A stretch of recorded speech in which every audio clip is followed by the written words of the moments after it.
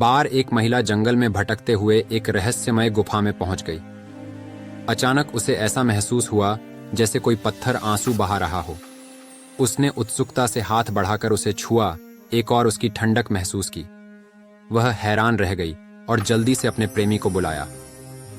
उसके प्रेमी ने उस जगह को छुआ और पुष्टि की कि ये सचमुच आंसू ही थे। दोनों ओर गहराई में जाने का निश्चय कर रहे थे कि उनकी नजर एक विशाल मधुमक्खी के छत्ते पर पड़ी जिससे शहद टपक रहा था। हालांकि उन्हें ये जगह असुरक्षित लगने लगी और वे वापस जाने लगे। जैसे ही वे गुफा के प्रवेश द्वार पर पहुंचे, उन्हें किसी के फुसफुसाने की आवाज सुनाई दी।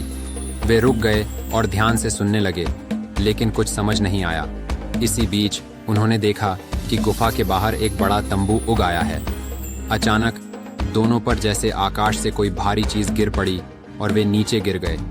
वे उठकर संभल भी नहीं पाए थे कि उन्हें केनी नाम का एक व्यक्ति एक कार्ड पर आसमान में उड़ेड़ता हुआ दिखाई दिया।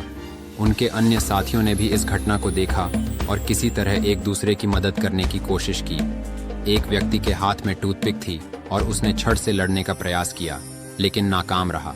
इसी बीच कुछ केकड़ों ने उन पर हमला कर दिया। सभी ने मिलकर उन्हें हराने की कोशिश की, लेकिन वह भी संभव नहीं हुआ।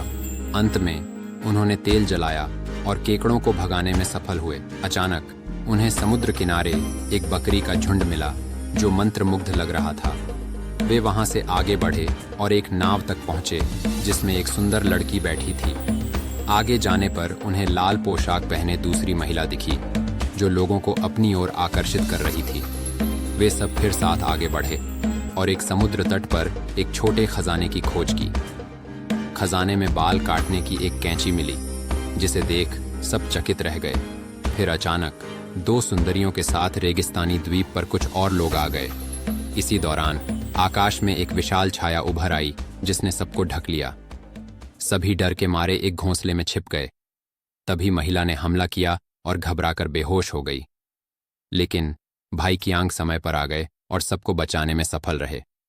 अंत में सबने भुना हुआ चिकन खाया और आराम करने लगे। पर उन पर एक और संकट आ गया। वे गलती से एक पुरानी गुफा में फंस गए और डर के मारे नीचे गिर गए। थोड़े समय बाद उन्होंने देखा कि गुफा के भीतर एक पनडुब्बी पड़ी हुई है। सबने सोचा कि इसे लेकर वे निर्जन द्वीप से बच सकते हैं। जैसे ही वे पनडुब्बी का जायजा लेने गए, एक बड़े धमाके की आवाज आई। समुद्री लुटेरों का हमला हो गया था और सभी को गुफा में छिपना पड़ा। लुटेरों ने गुफा में आकर हमला किया, पर आखिरकार उन्होंने लुटेरों से लड़ाई करके जीत हासिल की।